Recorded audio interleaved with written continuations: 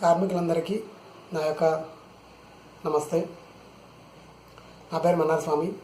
ఈరోజు మీ ముందుకు కొత్త విషయంతో ముందుకు వచ్చాను. అదేంటంటే ఈపీఎఫ్, ఎంప్లాయీ ప్రావిడెంట్ ఫండ్. ఈ టాపిక్ గురించి చెప్పదలుచుకున్న ఎందుకంటే ఇది చాలా వరకు అందరికీ ఉపయోగపడే విషయం కాబట్టి ఈ టాపిక్ గురించి మీ ముందుకు తీసుకొస్తున్నాను. ఇందులోని అంశాలు, పూర్తి సమాచారము నా యొక్క స్వీయ అనుభవాలు మాత్రమే, ఎవరిని ఉద్దేశించి చెప్పడం లేదు. సో నేరుగా టాపిక్లోకి వచ్చేస్తున్నాను. ఆ టాపిక్లోని ముఖ్య అంశాలన్నీ మీకు పూర్తిగా తెలియజేస్తాను. ఈపీఎఫ్, ఎంప్లాయీ ప్రావిడెంట్ ఫండ్ అనేది 1952 మార్చి 4న ప్రవేశపెట్టడం జరిగింది. ఇది కార్మికుడైన ప్రతి ఒక్కరికి ఉపయోగపడేది. చాలా ఆర్థిక అవసరాలను కూడా తీరుస్తుంది. అందులో ముఖ్యంగా ఒక సంస్థ ప్రారంభించి 10 మంది సభ్యులైన ప్రతి దగ్గర దీన్ని రిజిస్టర్ చేయడం జరుగుతుంది. సో ఈ సంస్థలో రిజిస్టర్ అయిన ప్రతి ఒక్కరికి ఈ ఎంప్లాయీ ప్రావిడెంట్ ఫండ్ యొక్క ప్రయోజనాలు అనేది ప్రతి కార్మికుడు పొందొచ్చు. సో ఆ వివరాల్లోకి వెళ్ళే ముందర, గతంలో అయితే ప్రతి ఒక్కరికి పిఎఫ్ అనేది ఉంది, ఇప్పుడు కూడా ఉంది. దాని విషయాలు సమగ్రంగా తెలుసుకోవాలని ప్రతి ఒక్కరూ నేను ఆశిస్తున్నాను. అందులో ముఖ్యంగా ఇది సోషల్ సెక్యూరిటీ అగ్రిమెంట్ కింద ఉంటుంది. సో ఇంతకుముందు అయితే ఈపీఎఫ్ యొక్క మెంబర్ ఐడి అని అనేవాళ్ళు. సో 2014లో మన గౌరవనీయులైన ప్రధానమంత్రి నరేంద్ర మోడీ గారు దీన్ని యూనివర్సల్ అకౌంట్ నెంబర్ అనే ఒక యూనిక్గా ఉండే విధంగా ప్రవేశపెట్టడం జరిగింది. చాలామంది కార్మికులు ఒక సంస్థ నుంచి ఇంకో సంస్థకి మారుతూ ఉంటారు. దానివల్ల మన మొబైల్ నెంబర్ ఎలాగ పోర్టబిలిటీ పెట్టుకోగలుగుతాము, అదేవిధంగా ఈపీఎఫ్ అనే దాన్ని కూడా మనం కంపెనీ ప్రతిసారి సెటిల్మెంట్ చేసుకోకుండా ఒక కంపెనీ నుంచి ఇంకో కంపెనీకి మార్చుకోవడానికి, అట్ ది సేమ్ టైం మీ అవసరాలు తగ్గట్టు అడ్వాన్సెస్ తీసుకోవడానికి గాను ఈ యూనివర్సల్ అకౌంట్ నంబర్ అనే ఒకదాన్ని ప్రవేశపెట్టడం జరిగింది. ఇది యూనిక్గా ఉండాలనేసి ప్రతి ఒక్కరూ దీన్ని సద్వినియోగపరచుకోవాలనే ఉద్దేశంతో ప్రవేశపెట్టడం జరిగింది. సో దీనికి సంబంధించిన పూర్తి సమాచారంతో పాటుగా మీకు మరికొన్ని విషయాలను అన్నీ మీకు తెలియజేస్తాను. చివరి వరకు ఈ వీడియోని స్కిప్ కాకుండా పూర్తిగా చూస్తారని ఆశిస్తున్నాను. చూసి దీని గురించి ఇంకా మీకు ఏదైనా డౌట్స్ ఉంటే కూడా నన్ను అడుగుతారని ఆశిస్తున్నాను. మీకు ఈపీఎఫ్ విషయంలోకి దాంట్లోకి వచ్చే పూర్తి వివరాలు చెప్తాను. మొదటగా మనం ఒక కంపెనీలో ఎక్కడన్నా ఉద్యోగిగా జాయిన్ అయినప్పుడు అప్పుడు మనం ఏం చేయాలి, ఏం చేస్తే మనకి చాలా బెనిఫిట్గా ఉంటుంది అని విషయాల గురించి పూర్తిగా ఈ వీడియోలో తెలుసుకున్నాను. జాయిన్ అయినప్పుడు మనము ఏ కంపెనీలో జాయిన్ అయినా కానీ మొదటగా మనము పిఎఫ్ ఉందా లేదా ఒకసారి తెలుసుకోవాలి. ఆ పిఎఫ్తో పాటుగా మనము దాని తగ్గ డాక్యుమెంట్స్ ఏమేమి ఇవ్వాలి అనే విషయాలు మనం తెలుసుకోవాలి. జాయిన్ అయ్యేటప్పుడు మనం ఇవ్వాల్సిన డాక్యుమెంట్స్ ఏమేమి అంటే bank account, Aadhaar card, pan card. So ఇది మనకి ఇచ్చిన వెంటనే కూడా మన యొక్క కంపెనీ యొక్క యాజమాన్యంలో పిఎఫ్ సెక్షన్ అనేది ఒక విభాగం ఉంటుంది. ఆ విభాగంలో వీళ్ళు మీకు ఒక మెంబర్ ఐడిని జనరేట్ చేసి దాంతో లింకప్ అయిన యూఏఎన్ నెంబర్ అనేది ఒకటి ఇవ్వడం జరుగుతుంది. మొట్టమొదటిగా మీరు ఎప్పుడైతే జాయిన్ అవుతారో ఫస్ట్ టైం మాత్రమే మీకు యూఏఎన్ నెంబర్ అనేది జనరేట్ చేయడం జరుగుతుంది. దాంట్లో భాగంగానే మెంబర్ ఐడి అని ఉంటుంది. సో మీరు ఒకవేళ ఒక కంపెనీ నుంచి ఇంకో కంపెనీకి పోయినప్పుడు గతంలో అయితే మీకు యూఏఎన్ నెంబర్ అనేది లేదు. సో ఇలా చాలా పాత సెటిల్మెంట్స్ కూడా చాలా ఉన్నాయి. వాటి గురించి మీకు నేను ముందు విషయాలు చెప్తాను. ప్రస్తుతం దీని గురించి చెప్తూ తర్వాత దాని గురించి చెప్తాను. సో ఈ మెంబర్ ఐడి జనరేట్ చేయడంతో పాటుగా సెకండ్ మీకు యూఏఎన్ నెంబర్ ప్రొవైడ్ చేస్తారు. ఆ యూఏఎన్ నెంబర్ అనేది 12 అంకెల నెంబర్ ఉంటుంది. ఆ 12 అంకెల నెంబర్తో పాటుగా మీకు మెంబర్ ఐడి ఇంక్లూడ్ అయి ఉంటుంది అనమాట. సో ఒక కంపెనీ నుంచి ఇంకో కంపెనీకి పోయినప్పుడు మనము ఈ UAN number universal account number అనేది మనము వేరే కంపెనీకి వెళ్ళినప్పుడు కూడా ఈ నెంబరే అక్కడ మనం ఇచ్చినట్లయితే మనకు కాంట్రిబ్యూషన్ అనేది దీనికే జమ అవడం జరుగుతుంది. సో కంపెనీలో మారిన ప్రతిసారి మనము కొత్త యూఏఎన్ నెంబర్ జనరేట్ చేసుకోవద్దు. సో ఇది యూనివర్సల్గా ఉండాలనే ఉద్దేశంతో ఆన్లైన్ సీడింగ్ చేసుకోవాలనేసి సో మన మినిస్ట్రీ ఆఫ్ లేబర్ డిపార్ట్మెంట్ ద్వారా వాళ్ళ ఇన్స్ట్రక్షన్ ప్రకారం, గైడ్లైన్స్ ప్రకారము పిఎఫ్ డిపార్ట్మెంట్ ఇలా చేయడం జరిగింది. సో దాన్ని మనం ఎలా యాక్టివేట్ చేసుకోవాలి, దానివల్ల మనకి ప్రయోజనాలు ఏమిటి, దానిలో ఉండే ఇబ్బందుల గురించి మీకు పూర్తిగా చెప్తాను మిత్రులారా. సో మనం జాయిన్ అయినప్పుడు ఇవ్వాల్సిన డాక్యుమెంట్స్ గురించి మీకు చెప్పేశాను. సో జాయిన్ అయిన తర్వాత వాళ్ళు మనకు ఒక యూఎన్ నెంబర్ ప్రొవైడ్ చేసిన తర్వాత దాన్ని ఎలా యాక్టివేట్ చేసుకోవాలి అనే విషయానికి వస్తే, మొదటగా మనకి యూఎన్ నెంబర్ ఇస్తే మనకి ఇబ్బంది ఏమి ఉండదు. ఇన్ కేస్ ఆఫ్ మనకి యూఎన్ నెంబర్ ఇవ్వకపోతే కూడా ఎలా యాక్టివేట్ చేసుకునే విషయాన్ని నేను ఈ వీడియోలో తెలియజేస్తాను. యూఎన్ నెంబర్ మనకి ఇచ్చినప్పుడు సపోజ్ మనకి యూఎన్ నెంబర్ తెలుసు అనుకుంటే, మనము ఆ యూఎన్ నెంబర్తో పాటుగా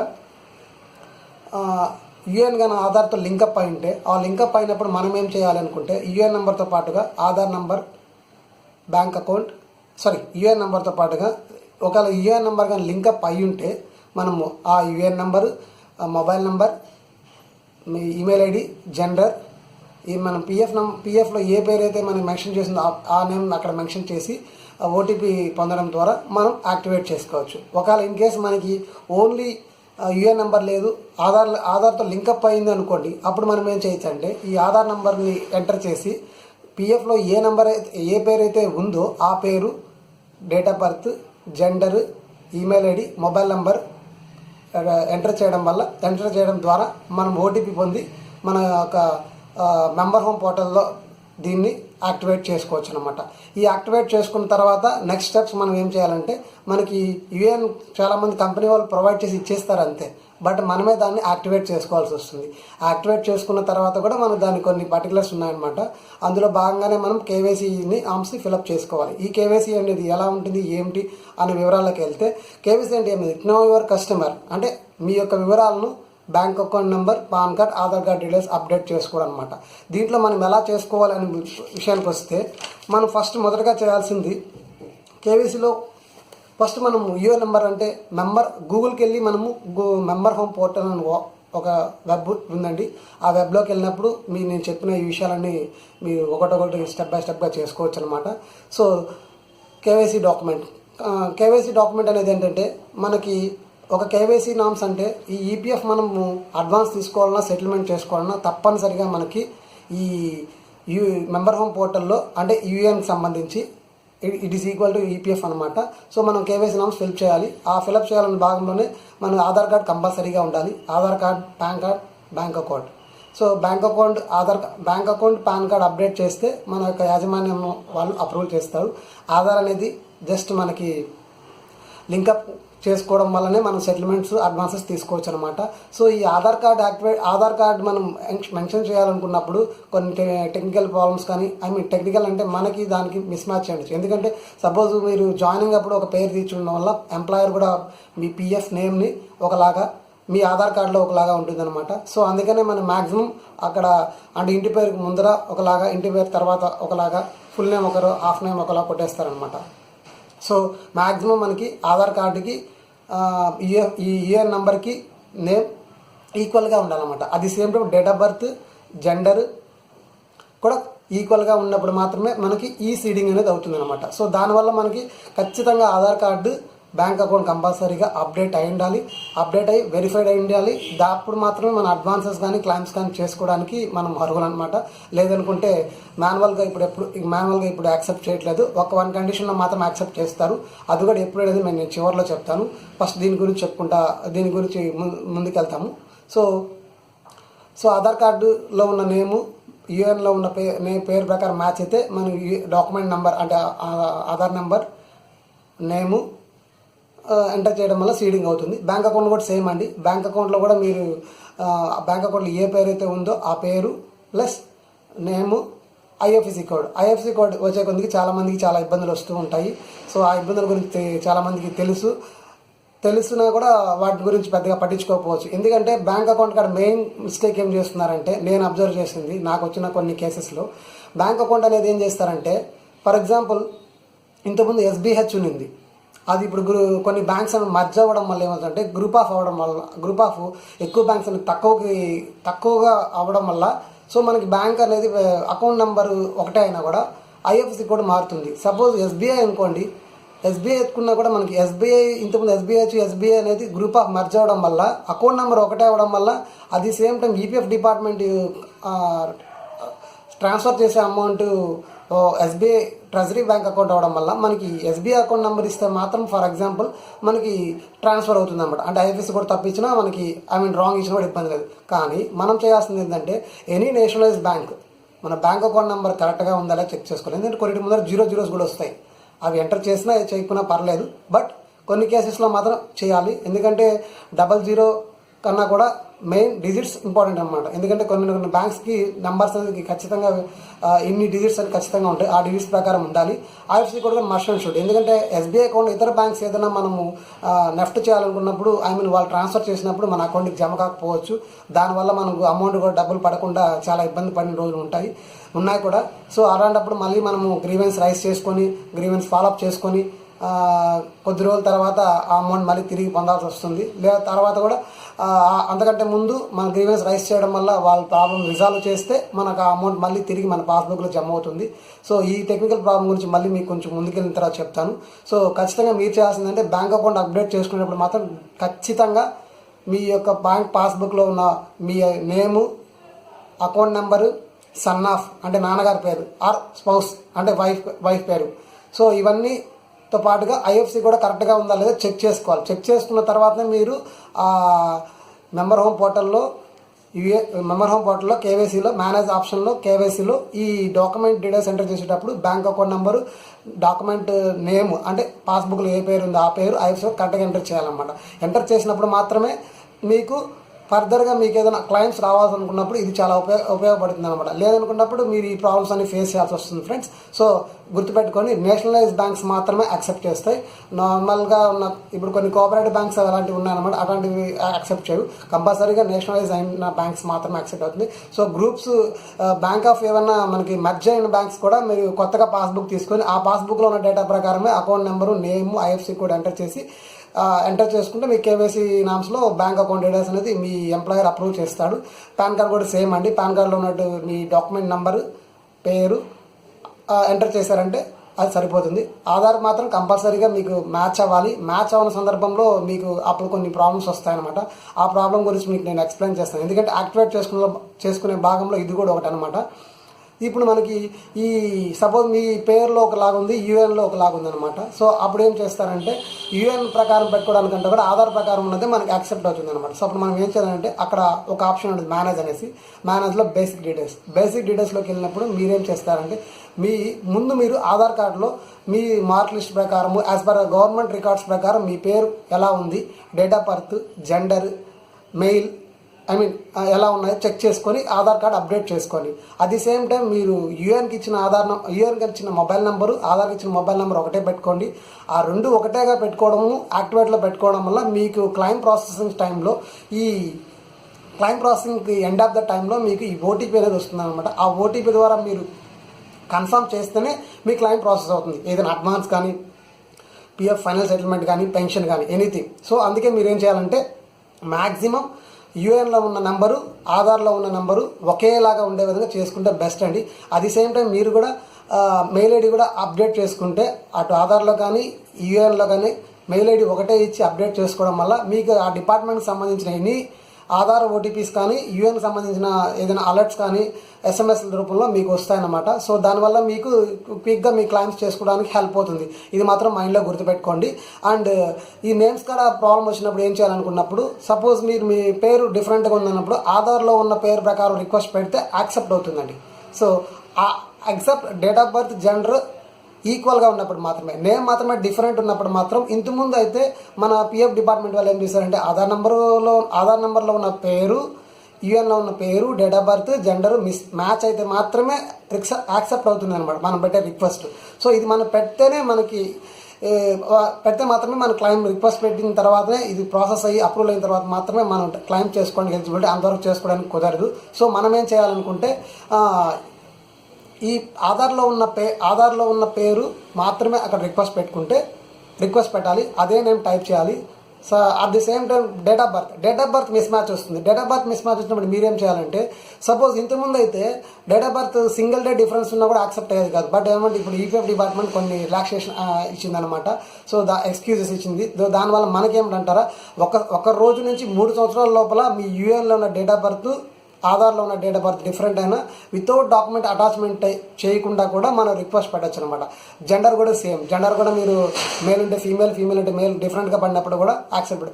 వన్స్ మీరు బేసిక్ డీటెయిల్స్లోకి వెళ్ళినప్పుడు రిక్వెస్ట్ మీ ఆధార్లో ఉన్న డీటెయిల్స్ రిక్వెస్ట్ పెట్టినప్పుడు యాక్సెప్ట్ చేసిందంటే అయిపోతుంది వితౌట్ డాక్యుమెంట్స్తో. ఇన్ కేస్ ఆఫ్ ఒక్కోసారి 3 years about date of birth ఉన్నప్పుడు నేమ్ ఫుల్గా డిస్మ్యాచ్, ఇప్పుడు రమేష్ కుమార్ అనే బదులు హరికుమార్ ఏదో డిఫరెంట్ ఫుల్ నేమ్ డిఫరెంట్ వచ్చినప్పుడు మాత్రము ఖచ్చితంగా మీరు డాక్యుమెంట్స్ ఎన్క్లోజ్ చేయాల్సి వస్తుంది. ఆ డాక్యుమెంట్స్ ఏమేమి సబ్మిట్ చేయాలనుకుంటే త్రూ ఆన్లైన్ అండి, మనమేమి మాన్యువల్గా అప్లై చేయాల్సిన అవసరం లేదు. ఇంతమంది అయితే మాన్యువల్గా చేసి గతంలో పంపించేవాళ్ళు. సో దానివల్ల మనకి చాలా టైమింగ్ అయ్యేది, ప్రాసెస్ అయ్యేది. అప్పుడు 6 months 1 year అయిన కూడా ఉన్నారనమాట. సో నా తరఫున నేనైతే 7 ఇలాంటి జాయింట్ డిక్లరేషన్స్ క్లియర్ చేశాను. అఫ్కోర్స్ ఆఫ్లైన్ మోడ్లో ఒక 3 చేశాను, ఆన్లైన్ మోడ్లో ఒక 4 చేశాను అనమాట. సో అవి కూడా సక్సెస్ అయినాయి కూడా. ఐ మీన్ సక్సెస్ మీన్స్ మనం కరెక్ట్గా డాక్యుమెంట్స్ ఎన్క్లోజ్ చేసిన దానివల్ల మనకి ప్రాసెస్ అనేది బీయింగ్ ఫాస్ట్గా చేస్తుంది అనమాట. ఈ లాక్డౌన్ టైంలో కూడా కొంచెం డిలే అయినా కూడా ఐ మీన్ కేవైసీ నామ్స్ ప్రకారం అయితే రిక్వెస్ట్లు, రికమెండేషన్ అప్రూవల్స్ అనేది త్వరగా అవుతున్నాయి. సో మనం ఆ రిక్వెస్ట్ పెట్టే ముందర మనం చేయాల్సిన డాక్యుమెంట్స్ ఏమేమి కావాలంటే దీన్ని మనము name and date of birth, gender miss match ఉన్నప్పుడు మాత్రం ఈ డాక్యుమెంట్స్ మనకు అవసరం అవుతుందండి. ఆ డాక్యుమెంట్స్ ఏమేమిటి అంటే ఫస్ట్ జాయింట్ డిక్లరేషన్ ఫామ్ అండి. అది మీకు గూగుల్కి వెళ్ళినా కూడా ఈపీఎఫ్ జాయింట్ డిక్లరేషన్ ఫామ్ అన్నారంటే మీకు ఒక కాపీ వస్తుంది. ఆ కాపీలో మీరు డీటెయిల్స్ అన్ని మీ పేరు, మీ employer PF number and UN member ID plus మీ ఏవైతే కరెక్ట్గా ఉన్నాయో ఇంకో కాలంలో ఏవి తప్పుగా ఉన్నాయి, ఏవి కరెక్ట్గా ఉన్నాయి అనే డీటెయిల్స్ ఫిల్అప్ చేసి మీరు దాని దగ్గర ఐడి ప్రూఫ్స్ ఎన్క్లోజ్ చేసి సిగ్నేచర్ చేసి మీ కంపెనీ ఎంప్లాయర్ అటెస్టేషన్ చేయాలి. ఇంతకుముందు అయితే మాన్యువల్గా కాబట్టి వాళ్ళ సిగ్నేచర్ మస్ట్ అండ్ షుడ్గా ఉండింది. Employer attestation signature stamp compulsory. ఇప్పుడు అలాంటిది ఆన్లైన్లో కాబట్టి యాక్చువల్గా మనం జాయింట్ డిక్లరేషన్ ఫామ్ 3 ఇవ్వాల్సి వస్తుంది. కాకపోతే ఇప్పుడు మనం ఒకటే ఇస్తే చాలు, ఎందుకంటే ఆన్లైన్లో మనం సబ్మిట్ చేస్తాం కాబట్టి. So joint declaration form fill చేసుకోవాలి. ఆధార్ కార్డ్ జిరాక్స్ కాపీ ఒకటి, పాన్ కార్డ్ ఒకటి, 10th class మార్క్ లిస్ట్ ఒకటి, ఎస్ఎస్సితో పాటుగా డిఎల్ కానీ, పాస్పోర్ట్ కానీ, ఓటర్ ఐడి కానీ, ఇవన్నీ డాక్యుమెంట్స్లో మీ date of birth, name, gender, everything అన్నీ ఈక్వల్గా ఒకే విధంగా ఉండాలండి. దీంట్లో ఏదైనా తప్పులుగా ఉంటే మాత్రం దాన్ని ఎన్క్లోజ్ చేయొద్దండి. సో అట్లీస్ట్ మనకి pan card, Aadhaar card, 10th class SSC mark list కరెక్ట్గా ఉంటే చాలు. ఇవన్నీ కలర్ జిరాక్స్ తీసుకొని కలర్ జిరాక్స్ తీసుకొని మీ సిగ్నేచర్ మీ యొక్క అటెస్టేషన్ చేసి మొబైల్ నెంబర్ రాసి వీటన్నిటి ఒక పీడిఎఫ్ ఫైల్లో జత చేర్చుకొని ఆ పీడిఎఫ్ ఫైల్ తీసుకొని మీరు ఆన్లైన్లో అప్డేట్ చేసే ముందు మీ యొక్క పర్టికులర్స్ అంటే ఆధార్ కార్డులో ఉన్న exact name, date of birth, gender, ఈ డాక్యుమెంట్స్ పీడిఎఫ్ ఫైల్లో రెడీ చేసుకొని అటాచ్ చేసుకున్నారంటే రిక్వెస్ట్ యాక్సెప్ట్ అవుతుందండి. ఆ రిక్వెస్ట్ యాక్సెప్ట్ చేసిన తర్వాత యాక్సెప్ట్ చేసిన తర్వాత మీరు ఈ ఫైల్ అడుగుతుంది. ఈ పీడిఎఫ్ ఫైల్ని ఎన్క్లోజ్ చేశారంటే అటాచ్మెంట్ అయ్యి సక్సెస్ఫుల్గా రిక్వెస్టెడ్ అవుతుంది. సో అది వెంటనే కన్సర్న్డ్ మీ యొక్క ఎంప్లాయర్కి వెళ్తుంది. వాళ్ళకి డిజిటల్ కీ ఉంటే వాళ్ళ డిజిటల్ కీలో వాళ్ళకి ఒకసారి మీరు ఇంటిమేషన్ చేశారంటే ఈ డిజిటల్ కీ ద్వారా వాళ్ళు అప్రూవల్ చేస్తారనమాట. ఆ అప్రూవల్ చేసిన తర్వాత ఇది రికమెండ్ చేస్తారు. ఇది రికమెండ్ చేసిన తర్వాత నెక్స్ట్ లెవెల్ ఈపీఎఫ్ ఆఫీస్కి వెళ్తుంది. మీది ఏదైతే కన్సర్న్ రీజనల్ ఆఫీస్ ఉంటుందో ఎస్ఆర్ఓ సబ్ రీజనల్ ఆఫీస్ కానీ రీజనల్ ఆఫీస్ కానీ ఉంటుంది, దానికి వాళ్ళ లాగిన్కి వెళ్తుంది. అది కూడా ఎంప్లాయర్ రికమెండ్ చేసిన 15 working daysలో చేయాలండి కన్సర్న్ రీజనల్ ఆఫీస్కు. ఇప్పుడు అలాంటి టైం డిలే ఏం తీసుకోవట్లేదు. అప్లై చేసిన వెంటనే కన్సర్న్ డిపార్ట్మెంట్ ఇమ్మీడియట్గా చేస్తుంది. ఎందుకంటే నేను మన పిఎఫ్ హోల్డర్స్ అంటే మన కార్మికులు ఫేస్ చేసే ప్రతి సమస్య గురించి నేను ట్విట్టర్లో కంప్లైంట్ చేశాను. సో మన మినిస్ట్రీ ఆఫ్ లేబర్ డిపార్ట్మెంట్కి ప్లస్ మన కార్మిక శాఖ మంత్రి సంతోష్ గంగ్వార్ గారికి నేను మన పిఎఫ్ యొక్క సమస్యల గురించి అడ్వాన్సెస్ త్వరగా రాలేకపోతున్నాయండి. ఈ COVID-19 సమయంలో కరోనా వల్ల చాలామంది ఇబ్బంది పడుతున్నారు. ఆర్థికంగా ఇబ్బంది పడుతున్న దాంతో పాటుగా ఉద్యోగాన్ని కోల్పోయి ఆర్థికంగా వెనకబడి చాలా అవస్థలు పడుతున్న రోజులు ఉన్నాయి. సో దీనికోసం మీరు కూడా ఆటోమేటిక్గా అడ్వాన్సెస్ సెటిల్మెంట్ చేసే విధంగా చేస్తే బాగుంటుందని, వీళ్ళంత తొందరగా అనుకొని చేస్తే బాగుంటుందని ట్విట్టర్లో ఒక కంప్లైంట్ అండ్ రిక్వెస్ట్ లాగా పెట్టాను. ఆ కంప్లైంట్ రిక్వెస్ట్ కూడా వాళ్ళు కన్సిడర్ చేసి జనవరి ఫిబ్రవరి నుంచి అప్లై చేసిన form 1910C forms final settlements కూడా విత్డ్రా చేసుకునే దాని ఫెసిలిటీ లేకుండా డిలే చేశారనమాట. సో దానివల్ల ఈ అడ్వాన్సెస్లో మనం పెట్టుకోవడం వల్ల మనకి పిఎఫ్లో మన దాంట్లో ఉన్న బేసిక్ ప్లస్ బీడీఏ అమౌంట్లో మనకి 75% ప్లస్ మనకి బీడీఏ అడ్వాన్స్ 3 months అమౌంట్ కూడా మనకి అకౌంట్లో జమ అవడం జరుగుతుంది. సో అదొకటి చేయడం వల్ల నాకే కాదు చాలా మందికి కూడా హెల్ప్ అయింది. సో మీ దగ్గర వచ్చిన సమస్యలు ఏదైనా ఉంటే కూడా ఒకసారి ఎస్కలేట్ చేయండి. ఐ మీన్ మీ ఎంప్లాయర్కే కాదు, ఈవెన్ రీజనల్ ఆఫీస్కి కానీ నెక్స్ట్ లెవెల్స్ కూడా ఎస్కలేట్ చేస్తే మీ సమస్యలు అనేది ఏంటనేది తెలుస్తుంది అనమాట. మీరు చెప్పకుండా ఉండకపోవడం వల్ల మీ సమస్యలు అనేది ఇతరులకు తెలియదు, మీ బాధలు మీరే పడాల్సి వస్తుంది. ఇతరులకు కూడా ఏమీ హెల్ప్ చేయలేని విధంగా ఉండాల్సి వస్తుంది అనమాట. నేను ఇంకా దీంతో పాటుగా ఇంతకుముందు చెప్పడం మర్చాను, bank account details. Bank account ఏమంటే ఇంతకుముందు మనం జస్ట్ ఒక అకౌంట్ నెంబర్ ఎంటర్ చేస్తే మాత్రమే మనకి ఈజీగా అమౌంట్ వచ్చేస్తుంది. ఇప్పుడు అట్లా కాదు. కొన్ని కాంట్రాక్టర్స్ ఎంప్లాయీస్ ఏం చేస్తున్నారంటే 2-3 యూఏఎన్ నెంబర్లకి బ్యాంక్ అకౌంట్ నెంబరు అటాచ్ చేసి సబ్మిట్ చేసి అప్లోడ్ చేస్తున్నారు అనమాట. సో సపోజ్ నా అకౌంట్లోనే వేరే బ్యాంక్ అకౌంట్ నెంబరు యూఎన్లో అకౌంట్లో అప్డేట్ అయిందంటే క్లెయిమ్ ప్రాసెస్ కాదనమాట. అప్పుడు మనం ఏం చేయాలంటే మన ఎంప్లాయ్ కోడ్లో మన యూఎన్ పోర్టల్లో వేరే bank account number other bank I mean ఆ అకౌంట్ నెంబర్ కాకుండా ఇంకో అకౌంట్ నెంబర్ ఏదైనా మనం ఎంటర్ చేసుకొని సబ్మిట్ చేసుకోవచ్చు అనమాట. అప్పుడు మనకి త్రూ కాంట్రాక్టర్ ఎంప్లాయర్ అప్రూవ్ చేశారంటే మనకి క్లెయిమ్ ప్రాసెస్ చేసుకోవడానికి వెసులుబాటు అవుతుంది అనమాట. సో ఈ బ్యాంక్ అకౌంట్స్లో ఏదైనా సమస్యలు వచ్చినప్పుడు కూడా మీరు నన్ను సంప్రదిస్తే నేను దాని దగ్గర మీకు ఏదైనా సహాయం చేస్తాను. దానికి నేను ఎప్పుడు ముందుగానే ఉంటాను కూడా, అది మర్చిపోకండి. అండ్ బ్యాంక్ అకౌంట్ చెప్పాను, మీకు కేవైసీ నామ్స్ చెప్పేశాను. వన్ మోర్ థింగ్, మీరు ఇంకోటి ఏంటంటే ఈ పిఎఫ్ గురించి చెప్పుకునే భాగంలో మనకి యాక్టివేషన్ విషయానికి వస్తే మీకు చెప్పేశాను. ఇంకొక విషయం ఏంటంటే మీ యూఎన్ పోర్టల్లో ప్రొఫైల్ మొత్తం అప్డేట్ చేసుకోండి. ఆ ప్రొఫైల్ ఏమిటంటారా, మీ ఫోటో ఒకటి, పర్మనెంట్ అడ్రస్, ప్రజెంట్ అడ్రస్ అన్నీ అప్డేట్ చేసుకోండి. And bank account mobile number, email update చేసుకుంటారు, అది ముందే చెప్పాను. సో దాంతోపాటుగా మీరు ఇంకోటి ముఖ్యమైన పని చేయాల్సింది ఏంటంటే వీటన్నిటితో పాటుగా నామినేషన్ ఎందుకు చేసుకోవాలని అంటారా, నామినేషన్ చేసుకోకపోతే మీకు చాలా నష్టం ఉంది. సో ఆ నష్టాలు ఏమిటంటే, నష్టంలో భాగంగా నష్టం ఏమిటంటే in case of PF department గతంలో 3 లక్షల రూపాయలు అనేది నష్టపరిహారంగా ఐ మీన్ మనం ఏదైనా డ్యూటీలో ఉన్నప్పుడు చనిపోతే కాంపన్సేషన్గా 3 lakhs ఇచ్చేది. దాన్ని కొద్ది రోజుల క్రితము 6 లక్షలుగా చేశారు. సో మనం నామినీ ఫిలప్ చేసుకోవడం వల్ల మనం డ్యూటీలో ఉన్నప్పుడు ఏదైనా ప్రమాదవశాత్తు ఏదైనా చనిపోయినప్పుడు మాత్రమే మనకి 6 లక్షల రూపాయలు అనేది నామినీకి ఇవ్వడం జరుగుతుంది. దాంతోపాటుగా మీకు పెన్షన్ ఎలిజిబిలిటీ ఉంటే పెన్షన్ కూడా చేయడం జరుగుతుంది. సో వీటి కోసం మీరు ఖచ్చితంగా చేసుకోవాల్సింది ఏంటంటే ఈ నామినేషన్. సో ఈ నామినేషన్కి మనకేం కావాలి, మనం ఏం చేయాలనేది మనమంతగా అనే విషయానికి వస్తే మొదట మీరు ఈ నామినేషన్కి సంబంధించి నామినేషన్లో మనం ఎంతమందినైనా పెట్టుకోవచ్చు, వాళ్ళకి ఎంత పర్సెంటేజ్ అని ఇవ్వచ్చు. రౌండ్ ఆఫ్ ద 100% ఉంటుంది. ఆ 100% మీరేం చేయాలంటే సపోజ్ మా అమ్మగారికి, మా నాన్నగారికి, నా వైఫ్కి అనుకోండి, సార్ నా వైఫ్కి వచ్చి 50%, మదర్కి వచ్చి 30%, ఫాదర్కి వచ్చి 20%, 100% పెట్టుకోవచ్చు అనమాట. సో 100% మీరు ఒకరిని పెట్టుకుంటే ఒకరు, లేదా ముగ్గురిని పెట్టుకుంటే ముగ్గురు, నలుగురిని పెట్టుకుంటే నలుగురు, ఎంతమందిని నామినేషన్ పెట్టుకోవచ్చు. ఇంకా అఫ్కోర్స్ ఒకరిని పెట్టుకున్నప్పుడు ఆ ఒకరు పెట్టుకున్న యొక్క పర్టికులర్స్ మనం అప్డేట్ చేయాలి. సో ఈ నామినేషన్ అనేది ఎక్కడ ఎవరు చేసుకోవడం లేదండి. పిఎఫ్ డిపార్ట్మెంట్ మనకు యూఎన్ పోర్టల్లో ఓపెన్ చేసిన వెంటనే మనకు స్క్రోలింగ్లో కూడా ఒక అలర్ట్ మెసేజ్ వస్తుంది కూడా, దాన్ని చూస్తున్నాం కానీ ఎవరైతే అప్డేట్ చేయటం లేదు.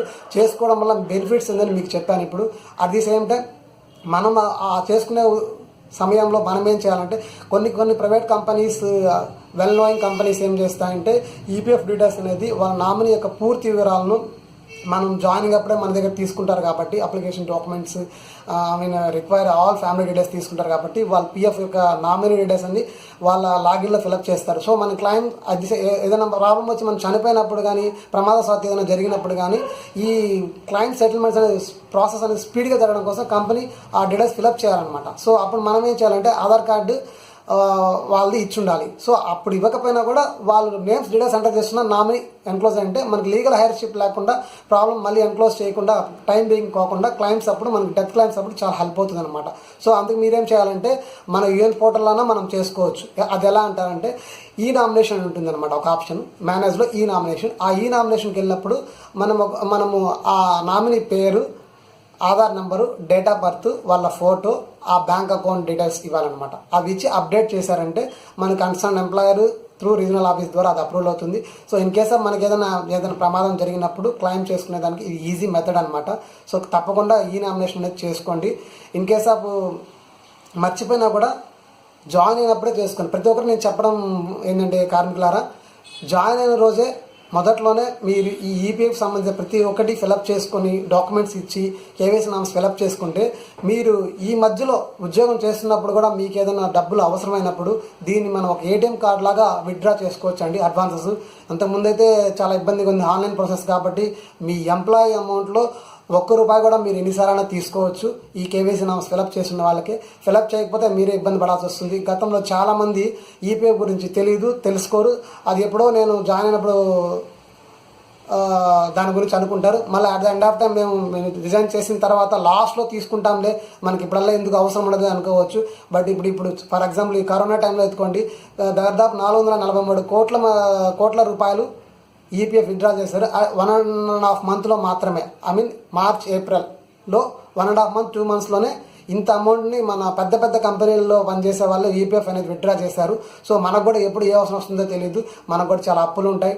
సో ఈఎంఐస్ కట్టాల్సి వస్తుంది. ఆ కట్టాల్సిన సందర్భంలో పెనాల్టీలు కట్టి ఎక్కువ డబ్బులు కట్టే కంటే కూడా ఇక్కడే మనము ఈ పిఎఫ్ ద్వారా మనం ఆ డబ్బులు విత్డ్రా చేసుకొని మన అప్పులు తీర్చుకొని మన నిత్యావసరాలకు అవసరమైన ఖర్చులకి దీన్ని వినియోగించుకోవచ్చని నేను మీకు ఒక చిన్న సలహా ఇస్తున్నాను. సో మీకు ఇది చాలా హెల్ప్ అవుతుందని నేను ఆశిస్తున్నాను. ఎందుకంటే నేను ఇలా ఇప్పటికీ చాలామందికి 2,000 మందికి పైగా పిఎఫ్ అడ్వాన్సెస్ సెటిల్మెంట్స్ చేయించానండి.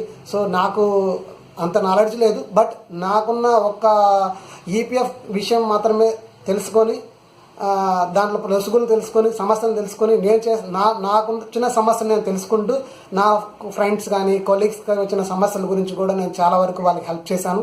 ఇంకా చేస్తాను కూడా. ఈ ఈపీఎఫ్ సంబంధించిన ఎటువంటి డౌట్స్ అయినా కూడా నాకు తెలిసినంత వరకు మీకు షేర్ చేయడం నేను రెడీగా ఉన్నాను ఫ్రెండ్స్. మీరు కూడా ఆ విధంగా ముందుకు అడుగులు వేస్తారని ఆశిస్తున్నాను. అది మీకు వీలంటే మీకు నచ్చితేనే చేయండి, బలవంతం ఏం లేదు. నేను ఇంకా మిగతా వివరాల్లోకి వెళ్తే ఈపీఎఫ్ సెటిల్మెంట్స్ క్లైమ్ ప్రాసెస్లో ఒక డెత్ క్లైమ్స్ మాత్రం నేను చేయలేదండి. మిగతావన్నీ చేశాను. డెత్ క్లైమ్స్ కూడా మీకు ఆన్లైన్లో చేసుకోవడం వెసులుబాటు కూడా ఉంది. సో మీరు దీంతో పాటుగా ఈపీఎఫ్ యొక్క వాట్సాప్లో స్టేటస్ మాత్రం చూస్తారండి ప్రతి ఒక్కరు. బట్ మనకున్న ప్రయోజనాలు ఏంటి, మనం ఏం చేయాలి, మనం ఏం తెలుసుకుంటున్నాం అనేది మాత్రం తెలుసుకోవాలి. ఒక వాట్సాప్ అంటే కూడా మన చుట్టూ ఉండే బెనిఫిట్స్ ఏంటి, ఆ బెనిఫిట్స్లో మనకి ఎంతవరకు మనం లబ్ధి పొందుతున్నాం అన్న విషయాన్ని ప్రతి ఒక్కరు మర్చిపోతున్నారు ఫ్రెండ్స్. సో ఒక వాట్సాప్ అని చెప్పట్లేదండి, ఎనీ సోషల్ మీడియా కానీ ఎనీథింగ్ మీరు యూజ్ చేస్తున్నారు కానీ మనకు ఉపయోగపడే విషయానికి సంబంధించి ఎక్కడైనా మన అలర్ట్స్ యాక్టివేట్ చేసుకుంటున్నామా, ఐ మీన్ మన మొబైల్ నెంబర్ అప్డేట్ చేసుకోవడం, ఈమెయిల్ ఐడి అప్డేట్ చేసుకోవడం, మన అడ్రస్ అప్డేట్ చేసుకోవడం, దాంతోపాటుగా ఆ యొక్క కన్సర్న్ డిపార్ట్మెంట్ అలర్ట్స్ మనకి ఎప్పుడు ఎలా పొందాలనే విషయాన్ని ఇప్పుడు ప్రతి ఒక్క సంస్థ కానీ ఎనీథింగ్ ఈఎస్ఐ కానీ పిఎఫ్ కానీ బ్యాంక్స్ కానీ ఇన్సూరెన్స్ కానీ anything any social services organisations ఏవైనా కానీ ఒక సోషల్ మీడియా అకౌంట్ ఓపెన్ చేస్తున్నాయి. ఆ అకౌంట్ ద్వారా మనకి మరింత సమాచారాన్ని అందిస్తున్నాయి అనమాట. మనకి అప్డేట్స్ ఎలా తెలుస్తాయి, మన వర్క్లో మనం అప్డేట్ అవుతున్నాం. బట్ ఈ ఈపీఎఫ్ సంబంధించి మనం ఎలా అప్డేట్ అవ్వాలి, ఎవరు చెప్తారు? నేను వచ్చి ప్రతిసారి మీకు గైడ్ చేయలేను కదా. మీ ఫ్రెండ్స్ కొలీగ్స్ ఎవరైనా చెప్తారా? ఎవరు చెప్పరు. సో మనమే తెలుసుకుంటూ ఉండాలన్నమాట. ఒకరి మీద ఆధారపడడం కంటే మనమే తెలుసుకొని మనమే నేర్చుకొని మనమే ప్రయోగాలు చేసి ఇంకొకరు చెప్తే బాగుంటుందని నా ఉద్దేశం. సో అది మీరు తెలుసుకోండి. తెలుసుకోవడంతో పాటుగా ఇంకా కొందరికి మీవంతా వీలైతే సహాయం చేయండి. అందుకే మనకి ఈపీఎఫ్ డిపార్ట్మెంట్ అనేది నేను ఇంకొకటి కూడా రైజ్ చేశాను, ట్విట్టర్లో కంప్లైంట్ చేశాను. సో ఫ్రీక్వెంట్లీ ఆస్క్డ్ క్వశ్చన్స్ అని సో మెనీ డౌట్స్ వస్తుంటాయన్నమాట. సో ఈ డౌట్స్ ఎవరు ఫుల్ఫిల్ చేస్తారు? ఈపీఎఫ్ రీజనల్ డిపార్ట్మెంట్ వాళ్ళు రెస్పాండ్ అవుతారా? మనకి అవరు. మన కాంట్రాక్టర్ ఎవరైనా ఉంటే రెస్పాండ్ అవుతారా? Major of the people private sector companies మాత్రమే, వెల్ నోయింగ్ కంపెనీస్ మాత్రమే మనకు రెస్పాండ్ అవుతాయి. త్రూ మెయిల్ చేసినా కాల్ చేసినా ఇమీడియట్గా మనకు రెస్పాండ్ అయ్యి మనం చేయాల్సిన పనులు చేస్తాయి. ఎందుకంటే మనం అక్కడ వర్క్ చేస్తున్నాం కాబట్టి చేయడం అనేది వాళ్ళ బాధ్యత. యాజ్ ఎ ఎంప్లాయర్గా ప్రతి ఒక్కరూ పిఎఫ్కి సంబంధించిన ప్రతి విషయంలోనూ వాళ్ళు సహాయం చేయాల్సినది వాళ్ళ బాధ్యత. చేయించుకోవడం మన విధి. సో ఈ రెండింటి మీరు మర్చిపోకండి. And the next level regional office కూడా మనకు హెల్ప్ చేస్తుంది. సో మీరు త్రూ ప్రాపర్ ఛానల్ ద్వారా పోవడం వల్ల కూడా మీ యొక్క ఈపీఎఫ్ సమస్యలు అనేది ఎటువంటి ఉన్నా కూడా మీకు క్లియర్ అవుతాయి అన్నమాట. సో క్లియర్ చేసుకోవడం, జాయిన్ అయిన కొత్తలోనే ఇది చేసుకోవడం వల్ల అట్ ది ఎండ్ ఆఫ్ మీరు ఎప్పుడైనా మిడిల్ టైంలో కూడా ఈ బెనిఫిట్స్ అన్ని పొందవచ్చు అనమాట. సో నెక్స్ట్ ఇంకా సోషల్ మీడియాకి చెప్పాను కదా, ఆ సోషల్ మీడియాలో మీరు ఏం లేదండి. సపోజ్ మీకు ట్విట్టర్ అకౌంట్ ఉంటే సోషల్ ఈపీఎఫ్ అనేది ఒకటి ఉందన్నమాట. దాన్ని మీరు ఫాలో అయ్యారంటే మీకు ఈపీఎఫ్ డిపార్ట్మెంట్ యొక్క అలర్ట్స్ ఎప్పుడు మనకు రెగ్యులర్గా వస్తూ ఉంటాయి. అట్ ది సేమ్ టైం ఫేస్బుక్లో కూడా సోషల్ ఈపీఎఫ్ అండ్ యూట్యూబ్ ఛానల్కి వెళ్తే ఎంప్లాయీ ప్రావిడెంట్ ఫండ్ ఆర్గనైజేషన్ అని ఉంటుంది. సో ఈ ఛానల్లోకి వెళ్ళి మీరు సబ్స్క్రైబ్ కానీ ఫాలో కానీ అయ్యారంటే ఈపీఎఫ్ డిపార్ట్మెంట్ ఇచ్చే ప్రతి ఒక్క అలర్ట్ అనేది మీకు వస్తుందన్నమాట. ఆ వచ్చినప్పుడు మీకు సపోజ్ ఏదైనా ప్రాబ్లమ్స్ ఉన్నా కూడా మీకు చాలామందికి చాలా డౌట్స్ వస్తుంటాయి. ఆ డౌట్స్ అనేది వీళ్ళు ఇచ్చిన సలహాలు సూచనల ద్వారా మనకి ఫుల్ఫిల్ అవుతాయి అనమాట. సో మన సమస్య అనేది ఈజీగా సాల్వ్ అవుతుంది. మనం ఇంకొకరి మీద ఆధారపడాల్సిన అవసరం లేదు. బట్ మనం చేసే ఈ కేవైసీ నామ్స్ కానీ ఈపీఎఫ్ సంబంధించి ప్రతి ఒక్క దాంట్లో ఎంప్లాయర్ ఒక చేయి ఉంటుందండి. వాళ్ళ హెల్ప్ తీసుకోకుండా మనం స్టెప్ కూడా ముందుకు పోలేం. ఇంకొక చిన్న విషయం తెలుసుకున్నాను. పాత ఈపీఎఫ్ అకౌంట్ల వల్ల ఇప్పుడు క్లైమ్ సెటిల్మెంట్ చేసుకోవడానికి చాలా ఇబ్బంది పడాల్సి వస్తుంది. ఎందుకంటే అడ్రస్లు లెఫ్ట్ అయి ఉంటాయి. Address left means employer establishment ఎక్కడ వాళ్ళకి అవైలబిలిటీ ఉండరు, వాళ్ళకి డిజిటల్ కీ ఉండదు. సో ఆ అమౌంట్ వదులుకోవాల్సిన పరిస్థితి వస్తుంది. అప్పుడు ఇలాంటి కేసెస్ కూడా నేను ఫేస్ చేస్తున్నాను. ఆ విషయాల గురించి కూడా ఒకసారి నిధి ఆప్కా అని ఒకటి కొత్తగా ఇంట్రొడ్యూస్ చేసింది పిఎఫ్ డిపార్ట్మెంట్.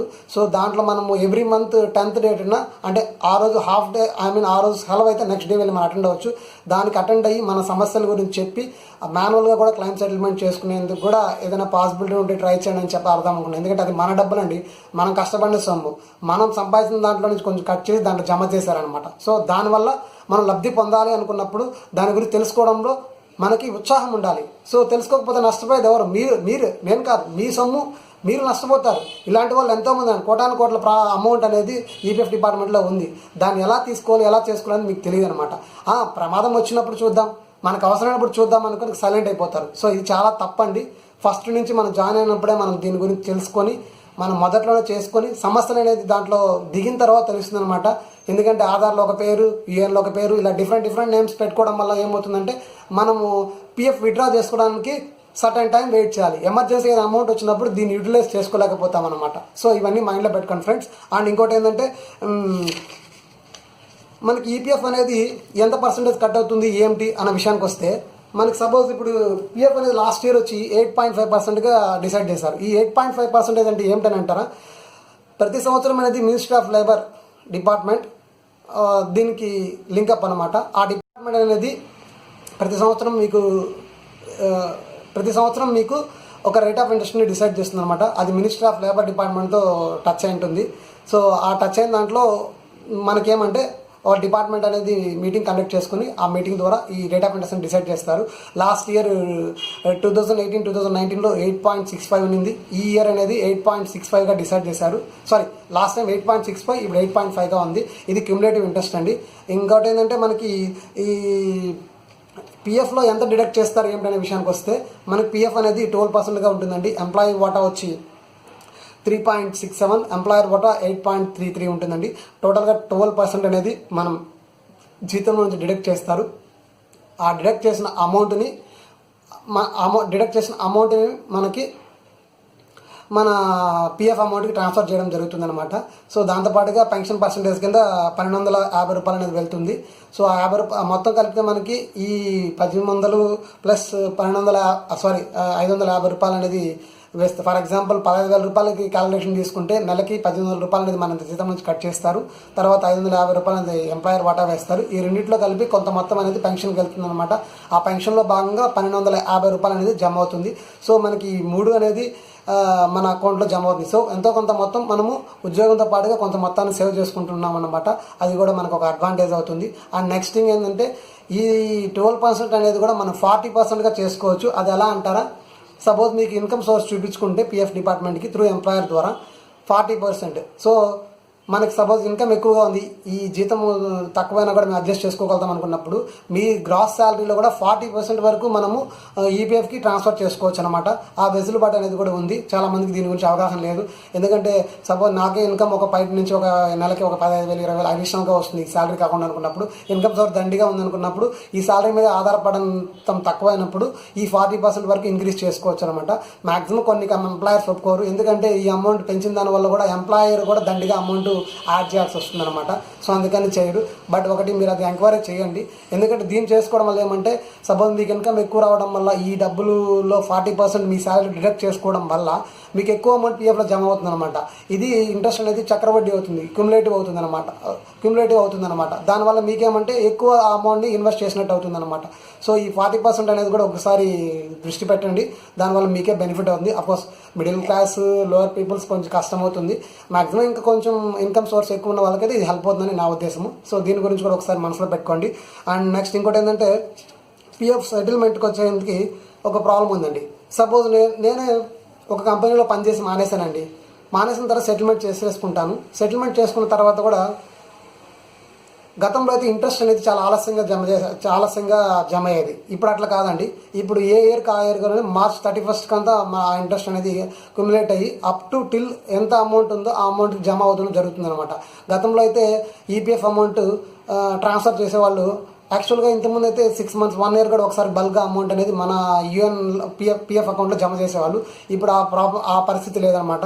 ఈపీఎఫ్ డిపార్ట్మెంట్ గట్టిగా ఇన్స్ట్రక్షన్స్ ఇవ్వడం వల్ల 2 months అంటే ఈ మంత్లో జమ చేయకపోయినా నెక్స్ట్ మంత్లో ఖచ్చితంగా జమ చేయాలన్నమాట. మీ శాలరీలో డిడక్ట్ చేసిన అమౌంట్ని నెక్స్ట్ మంత్లో ఖచ్చితంగా వేయాలన్నమాట. వేయకపోతే వాళ్ళకి ఒక రిమైండర్ నోటీస్ వెళ్తుంది అనమాట. సో అందుకే ఏం చేస్తాను, ఎంప్లాయర్ మ్యాక్సిమం 2 నెలలు కాకుండా ఏ నెల ఆ నెల జమ చేస్తూనే వస్తారన్నమాట. మన జీతంలో కట్ చేసిన మొత్తాన్ని ఆ నెల జమ చేస్తూ వస్తారు. అది పాస్బుక్లో అప్డేట్ అయిన తర్వాత మనకి ఎవ్రీ మంత్ అనేది జమ చేసిన వెంటనే పాస్బుక్లో అప్డేట్ అయిన వెంటనే మనకు ఒక మెసేజ్ కూడా వస్తుంది. ఇంత అమౌంట్ డిడక్ట్ అయింది, మీ అకౌంట్లో జమ అయిందని చెప్పి కూడా మెసేజ్ వస్తుంది. మీరు కూడా ప్రతిసారి చాలామంది వాట్సాప్ స్టేటస్లు, సోషల్ మీడియాలో ఉన్న Facebook, Twitter, Instagram status check చేస్తారే కానీ మన బ్యాంక్ అకౌంట్లో ఎంత బ్యాలెన్స్ ఉంది, ఎంత డిడక్ట్ అయిందని ఎవరు చెక్ చేసుకోరు. సో బ్యాంక్ అకౌంట్ స్టేట్మెంట్ అనేది అట్లీస్ట్ నెలకు ఒకసారి 15 daysకి ఒకసారి చెక్ చేసుకోవాలి. అదేవిధంగా మన పిఎఫ్ యొక్క స్టేట్మెంట్ని కూడా 3 or 6 monthsకి ఒకసారి, అంటే 3 నెలలు లేదా హాఫ్ ఇయర్లీ ఒక్కసారన్నా మన స్టేట్మెంట్ చెక్ చేసుకోవాలి. ఎందుకంటే మన జీతం ఎంత కట్ చేస్తున్నారు, మన అకౌంట్లో ఎంత జమ అయింది, ఎంత జమ అవుతుంది, సో దీంట్లో ఏమైనా తగ్గిందా, మన వర్కింగ్ డేస్లో ఏమైనా ప్రాబ్లం ఉందా, దానివల్ల జీతం తక్కువగా పడినప్పుడు మనం జీతం ఎలా రైజ్ చేస్తామో పిఎఫ్లో కూడా మన స్టేట్మెంట్ అనేది చెక్ చేసుకుంటాం. అందుకే మీరు యూఏఎన్ నెంబర్, పాస్వర్డ్ని keep it noted in your mind or anyone near by your డైరీలో కూడా నోట్ చేసుకుంటే బెటర్ అని నా సలహా అండి. ఇది లేకనే అట్లీస్ట్ చాలామందికి యూఏఎన్ అంటే ఏంటి తెలియదు, పాస్వర్డ్ ఉండదు, ఆధార్ కార్డు ఒకలా ఉంటుంది, పాన్ నెంబర్ ఒకలా ఉంటుంది, యూఏఎన్ నెంబర్లో ఒకలా ఉంటుంది, ఆధార్ కార్డులో ఒకలా ఉంటుంది. ఇలా ఒక్కొక్క దాంట్లో ఒక రకరకాల ఉండడం వల్ల వాళ్ళు పిఎఫ్ని తీసుకోవడానికి విసిగెత్తి వేసారిపోయి కొన్ని దగ్గరలో కాంట్రాక్టర్లకి డబ్బులు ముడుపులుగా ఇవ్వలేక చాలా ఇబ్బందులు పడిన పరిస్థితులు నేను చూశానండి. అలాంటి వాళ్ళకి కూడా నేను ఉచితంగా ₹1 కూడా ఆశించకుండా సహాయం చేశానండి. అందులో చెప్పుకోదగ్గ వాళ్ళు చాలామంది ఉన్నారు. అది నేను చెప్పడం కంటే కూడా వాళ్ళు సంతోషంగా ఉన్నారు. నా ఆశ, ఆ కోరిక, నాకు ఆ మంచితనమే నాకు బాగా నచ్చింది కూడా. అందుకే నేను ఇప్పటివరకు కూడా చాలా వరకు హెల్ప్ చేశాను, ఇంకా ముందు కూడా చేస్తూ ఉంటాను. నాకు వీలైనంత వరకు ఎంతమంది వచ్చినా నేను చేయడానికి సిద్ధంగా ఉన్నాను. అందుకు మీరు కూడా ఏదైనా సమస్య వచ్చినప్పుడు నన్ను అడిగితే నేను చేయడానికి సిద్ధంగా ఉన్నానండి. సో నేను కూడా ఈ కరోనా లాక్డౌన్లో ఉద్యోగం పోయి, అంతకుముందే ఉద్యోగం పోయి చాలా ఇబ్బందులు ఉన్నాను. వాళ్ళ మనస్ఫూర్తిగా వాళ్ళు ఇచ్చే ₹1 అయినా తీసుకుంటున్నాను. ఇవ్వని వాళ్ళు నేను బలవంతం చేయడం లేదు, అది వాళ్ళ ఇష్టం. ₹1 తీసుకుంటాను, ఏమి ఇవ్వకపోయినా చూడండి. పేదవాళ్ళని అసలు అడగలేమండి, ఎందుకంటే వాళ్ళ పరిస్థితి చాలా అధ్వానంగా ఉంది. కాబట్టి ఈ కరోనా లాక్డౌన్లో నేను అన్నం పెట్టలేకపోయినా వాళ్ళ ఆర్థిక సమస్యలను దీని ద్వారా తీర్చగలుగుతాననే ఆశయంతో ముందుకెళ్తున్నాను. దీన్ని ఇంతటితో ఫుల్ స్టాప్ పెట్టను. ఇంకా ముందుకు వెళ్ళి ఇలాంటి వాళ్ళకి చాలామంది సహాయం చేయడానికి నేను ముందుగా ఉంటానని కోరుకుంటున్నాను. మీరు కూడా ఉంటారని ఆశిస్తున్నాను. ఇంకా ఒక విషయం వస్తే, సెటిల్మెంట్ అయిన తర్వాత కూడా మనకి పాస్బుక్లో బ్యాలెన్స్ చూపిస్తుందంటే చెప్పాను. ఆ బ్యాలెన్స్ చూపించిన తర్వాత కూడా నేనేం చేయాలని చాలామందికి తెలియదు. So in case of KYC norms fill up చేసి మీ bank account, Aadhaar card, PAN card details update అయ్యింటే, ఒకవేళ సెటిల్మెంట్ అయిన తర్వాత కూడా మీ పాస్బుక్లో బ్యాలెన్స్ చూపిస్తుందంటే ఈ ప్రొసీజర్ ఫాలో అయితే మీ అకౌంట్లో ఉన్న ₹1 కూడా మీకు మళ్ళీ వస్తుందన్నమాట. అది ఎలా అంటారా, సపోజ్ మీకు ఒక కంపెనీలో మీరు వర్క్ చేసి మానేశారు, అమౌంట్ కూడా తీసేసుకున్నారు. ఆ పాస్బుక్లో తర్వాత ఒక 2-3 నెలల తర్వాత మీ అకౌంట్లో జమ అవుతుంది, పిఎఫ్ అకౌంట్లో. దాని పాస్బుక్ బ్యాలెన్స్ చెక్ చేసుకోండి. చెక్ చేసుకున్న తర్వాత మీ ఒక request letter, PF composite claim form ఒక form, PF statement, Aadhaar card, bank account or cancel cheque leaf ఒకటి, 15G ఫామ్స్, పాన్ కార్డు, ఇవన్నీ జత చేసుకొని దాంట్లో అన్నింటిలో మీ అటెస్టేషన్ కంపల్సరీ ఉండాలి. అది same time mobile number. So అన్నింటిలో నేమ్స్ అన్ని కరెక్ట్గా ఉండేది చూసుకోండి. బ్యాంక్లో కూడా మీ నేము, ఐఎఫ్ఎస్సి కూడా అకౌంట్ నెంబర్ ఉండేలా చూసుకోండి. పాస్బుక్లో కూడా సేమ్ అకౌంట్ నెంబరు, నేము, సర్నేమ్, ఐఎఫ్సి కూడా అన్ని కరెక్ట్గా క్లారిటీగా ఉండేది చూసుకోండి. సో ఇవన్నీ ఫిలప్ చేసి కన్సర్న్ రీజనల్ ఆఫీస్ డైరెక్ట్గా మీరు సెండ్ చేస్తే, అంటే మీ కేవైసీ నామ్స్లో అన్ని డీటెయిల్స్ ఫిలప్ అయింటే, కంప్లీట్ అయింది, అప్రూవల్ అయింటే మాత్రమే ఈ ప్రాసెస్ అప్లికబుల్ అవుతుందన్నమాట. ఎందుకంటే నేను కూడా మనపురంలో పనిచేసిన తర్వాత మానేసిన తర్వాత నా అకౌంట్లో బ్యాలెన్స్ చూపించింది. సో దానికి నేను మైండ్లో పెట్టుకొని ఈ Kadapa regional officer assistant commissioner of EPF department sir ఒక అతను చెప్పడం వల్ల ఈ క్లైమ్ ప్రాసెస్ చేశాను. సో చేసిన వెంటనే యాక్చువల్గా మనకి ఈ claim process acknowledgement receive message వచ్చిన తర్వాత 15 వర్కింగ్ డేస్లో క్లియర్ అవుతుంది. నాకైతే 25 డేస్లో 2791 రూపాయలు అనేది క్రియేట్ అయింది. ఇలా మా కొలీగ్స్ కూడా చాలా మందిది ఉంది. వాళ్ళు కూడా సెటిల్మెంట్ చేయడానికి నేను ఇంట్రెస్ట్గా ఉన్నాను, బట్ వాళ్ళే ముందుకు రావటం లేదు. నేను కూడా ఎంతవరకు అంటే చెప్పగలను మాత్రమే నా ధర్మము, చేసుకునేది చేయండి అది వాళ్ళ ఇష్టము. సో ₹1 రావాలని తెప్పించాలని ఆశతో నేనున్నాను. తెప్పించుకునే విధంగా చేసుకునేందుకు వాళ్ళు సిద్ధంగా ఉండాలి. వాళ్ళు రానప్పుడు నేను కూడా ఏం చేయలేను. ఇంకొకటి ఏంటంటే, మీ క్లైమ్ ప్రాసెస్లో ఏదైనా ఇబ్బందులు ఉన్నా, ఎటువంటి ప్రాబ్లమ్స్ ఫేస్ చేసినా కూడా మీకు ఎవరు హెల్ప్ చేయనప్పుడు, సహకరించినప్పుడు, అందులో అవినీతి అన్యాయము ఇబ్బంది పడినప్పుడు మీరు ఎవరికైనా కూడా ఎవరి మీదైనా కూడా కంప్లైంట్ చేయండి. ఏదైనా రీజనల్ ఆఫీస్ మీద కానీ లేదనుకుంటే ఎంప్లాయర్ మీద కూడా కంప్లైంట్ చేయొచ్చు అనమాట. అందుకే ఈపీఎఫ్ డిపార్ట్మెంట్ ఏం చేస్తుందంటే ఎంప్లాయీ గ్రీవెన్స్ మెకానిజం సిస్టమ్ అనేది ఒకటి పెట్టారనమాట. సో ఈపీఎఫ్ డిపార్ట్మెంట్కి సంబంధించి గ్రీవెన్సెస్ సెల్ ఒకటి ఉంది.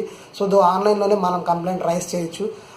ఒకవేళ మీకు యూఏఎన్ నెంబర్ లేకపోయినా, యాక్టివేట్ కాకపోయినా కూడా అదర్ అనే ఆప్షన్ ఉంది. ఆ ఆప్షన్ ద్వారా కూడా మీరు గ్రీవెన్స్ రైజ్ చేయొచ్చు.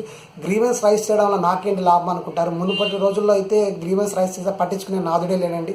ఇప్పుడున్న పరిస్థితుల్లో దానికి కూడా నేను సంతోష్ గంగ్వార్ గారికి, మన లేబర్ మినిస్టర్ గారికి, plus EPF department headquarters న్యూఢిల్లీకి ట్విట్టర్లో ఒక కంప్లైంట్ చేశానండి.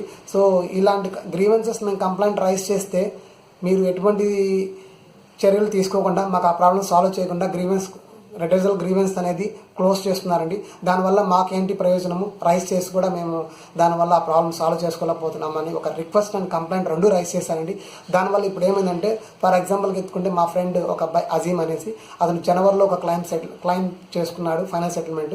బట్ ఫామ్ 19 మాత్రమే వచ్చింది, ఫామ్ 10C మాత్రం రాలేక చాలా ఇబ్బంది పడుతుంటే ఒక గ్రీవెన్స్ రైజ్ చేయడం వల్ల అతను ఒక పర్సనల్ ఫోన్ నెంబర్ నుంచి ఫోన్ చేసి కంప్లైంట్ని యాక్షన్ తీసుకొని ఇమీడియట్గా రిజాల్వ్ చేసి మళ్ళీ క్లైమ్ అప్లై చేశాము.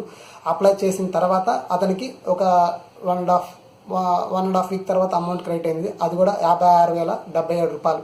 దానికి అది చేసుకునే విధానం తెలియక చాలా ఇబ్బంది పడుతుంటే ఏదో మాట మాట్లాడుకోవడంలో అతను నాతో మాట్లాడడం వల్ల నేను అతను హెల్ప్ చేయగలిగాను అనమాట. సో ప్రాబ్లం అనేది మీరు ఎస్కలేట్ చేసినప్పుడే తెలుస్తుంది అనమాట. సో అతను ఎస్కలేట్ చేయకపోతే ఎవరిని కాంటాక్ట్ అవ్వాలి? Employer will not helpless. ఎంప్లాయర్లే రాంగ్గా చేశాడనమాట. అక్కడ వర్క్ చేసే పిఎఫ్ డిపార్ట్మెంట్ సెక్షన్ అతనే కంపెనీలో అతను తప్పు చేశాడు. సో దానివల్ల పిఎఫ్ డిపార్ట్మెంట్ మీకేం చెప్పి, పిఎఫ్ డిపార్ట్మెంట్ వాళ్ళ సెక్షన్ పరిధిలోకి వెళ్ళినప్పుడు మాత్రం వాళ్ళు హెల్ప్ చేస్తారు. అది ఎంప్లాయర్ దగ్గర ఉన్న పిఎఫ్ సెక్షన్ డిపార్ట్మెంట్ ఏం చేయకపోతుందని అని అనుకుంటున్నాం మనము. బట్ మనం దాన్ని ఎస్కలేట్ చేయాలి. ప్రాబ్లం ఎలా ఉంది, ఏం చేయాలి, ఎవరైనా అడగండి. ఎవరో ఒకరిని అడిగితే మీకు ఏదో సజెషన్ ఇస్తారు. గూగుల్ ద్వారా కూడా మనకు చాలా ఇన్ఫర్మేషన్ దొరుకుతుంది. ప్రాక్టికల్ నాలెడ్జ్ లేకపోతే థియరిటికల్ నాలెడ్జ్ ఉంటుంది. ఎవరైనా అప్లై చేస్తున్నారా, మీరు ఏ ప్రాబ్లమ్స్ ఫేస్ చేస్తారు, దానికి మీ సొల్యూషన్ ఏమైనా చెప్పగలుగుతారా, ఇలా ఉందని కొంచెం ఎస్కలేట్ చేయండి. మాతో పనిచేసే కొలీగ్స్ కూడా కొందరిది సన్ ఆఫ్ తప్పుగా పడింది అన్నారు. సన్ ఆఫ్ తప్పుగా పడినా కూడా మనం జాయింట్ డిక్లరేషన్ ఫామ్స్ ఇవ్వడం వల్ల కూడా దానిలో ఉన్న name, son of, date of birth, gender ఇవన్నీ మార్చుకోవచ్చు ఒకేసారిగా. సో ఆ జాయింట్ డిక్లరేషన్ ఫామ్స్ ఎలా చేయాలని కూడా మీకు ఇంతకు ముందే చెప్పాను. అవి కూడా ఒకసారి మైండ్లో పెట్టుకోండి. ఇంకో విషయంకి వస్తే, పాత ఎంప్లాయర్కి డిజిటల్ సిగ్నేచర్ లేవండి. సో దానివల్ల చాలా ప్రాబ్లం ఫేస్ చేయాల్సింది. ఈచ్ అండ్ ఎవ్రీథింగ్ అప్డేట్గా ఉండి చేసుకుంటారని అనుకుంటున్నాను నేను. చేసుకోకపోతే మీకే ఇబ్బంది పడాల్సి వస్తుంది. ఇంకా రిమైనింగ్ టాపిక్స్ ఏదైనా ఉంటే మీకు చెప్తాను. దాని గురించి ఏంటంటే,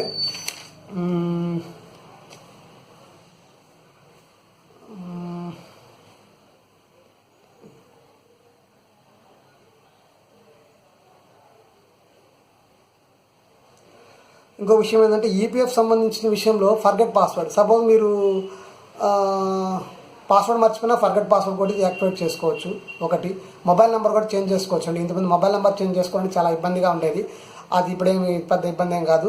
సో ఫర్గెట్ ఆప్షన్లోకి వెళ్ళినప్పుడు మీరు ఆ ఈపీఎఫ్ నెంబర్లో ఉన్న పేరు, రికార్డ్ అయిన డేట్ ఆఫ్ బర్త్ ఎంటర్ చేసి ఫర్గెట్ కొడితే కొత్త మొబైల్ నెంబర్ అనేది అప్డేట్ చేసుకోవచ్చు. అది కూడా మీకు అది స్పాట్లో అయిపోతుంది. బట్ అది అప్డేట్ అయిన తర్వాత సపోజ్ మీరు యూఏఎన్ మెంబర్ హోమ్ పోర్టల్లో పాస్వర్డ్ చేంజ్ చేస్తే పాస్బుక్ ద్వారా కూడా మీ స్టేట్మెంట్ అనేది చెక్ చేసుకోవచ్చు. 2 ఉంటాయండి. ఈపీఎఫ్ సంబంధించి మొత్తం 3 అండి. ఈపీఎఫ్ డిపార్ట్మెంట్ అని ఒకటి మెయిన్ వెబ్సైట్ ఐడి యూఎన్ అని ఒకటి, యూఎన్ కొట్టినా లేదా మెంబర్ హోమ్ పోర్టల్ కొట్టినా ఒకటి ఉంటుంది, అదొక యూఆర్ఎల్. అండ్ నెక్స్ట్ మన పాస్బుక్ చెక్ చేసుకోవడానికి, మన స్టేట్మెంట్ చూసుకోవడానికి, క్లయింట్స్ చూసుకోవడానికి అనేది మెంబర్ హోమ్ ఈపీఎఫ్ పాస్బుక్ అనే ఒక ఆప్షన్ ఉంది. సో ఈ మూడింటి ద్వారా మనం ఈపీఎఫ్ సంబంధించిన పూర్తి సమాచారాన్ని పొందొచ్చు. అది సేమ్ టైం సోషల్ మీడియాలో మీరు ఫాలో అయితే కూడా ఆ సోషల్ మీడియా ద్వారా కూడా ఇవన్నీ మీరు చేసుకునే వెసులుబాటు ఉంటుందన్నమాట. సో ఇవన్నీ మైండ్లో పెట్టుకోండి.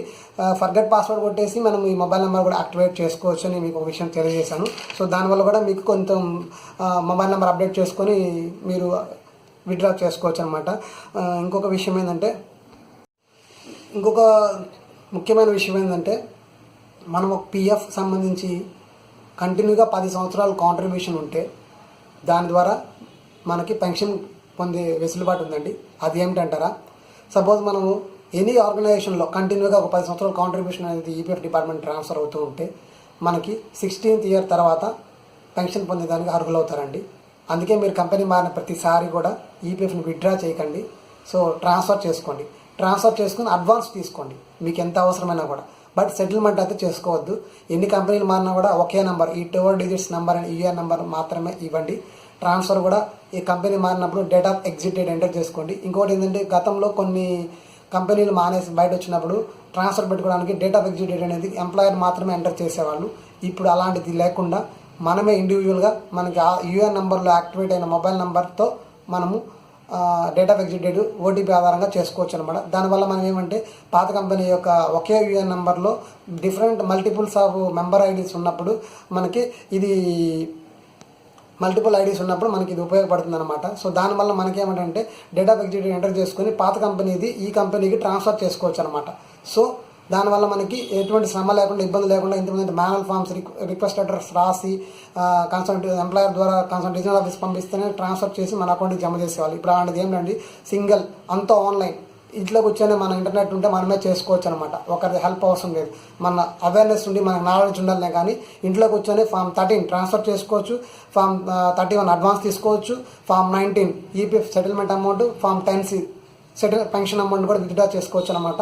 ఈ date of exit date enter చేసిన తర్వాత ఆ ప్రీవియస్ కంపెనీ ఉన్న దాన్ని ఈ ప్రజెంట్ ఉన్న కంపెనీలోకి ట్రాన్స్ఫర్ చేసుకోవచ్చు. అక్కడ కూడా ఆథరైజ్ ఓటీపీ కూడా వస్తుంది. దాన్ని ఎంటర్ చేసుకున్నారంటే రెండు ఓటీపీలతో మనము ఫామ్ 13 ట్రాన్స్ఫర్ చేసుకోవచ్చు అనమాట. సో ఈ పెన్షన్ అమౌంట్ విషయానికి వచ్చేస్తే, పెన్షన్ అనేది మనకి 2 ఇయర్స్ 3 ఇయర్స్కి ఒకసారి చేసేసి మళ్ళీ నెక్స్ట్ టైంకి ఒక్కోసారికి వెళ్తారనమాట. సో అటువంటి సమయంలో మనకి ట్రాన్స్ఫర్ చేసుకోవడానికి ఫెసిలిటీ లేకుండా ఉంటుంది.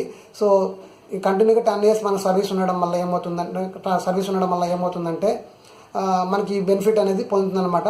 సో ఇది ఎలా అంటారా, మీరు కేవైసీ నామ్స్ అన్ని ఫిలప్ చేసుకొని లాస్ట్ 16th ఇయర్ అప్పుడు కూడా మీరు 16th ఇయర్ అప్పుడు ఒకసారి bank account number, Aadhaar, KYC norms ఒకసారి చెక్ చేసుకుంటే సరిపోతుంది. దాంతోపాటుగా మీరు చేయాల్సింది ఏంటంటే, కంటిన్యూగా సర్వీస్ ఉండాలి.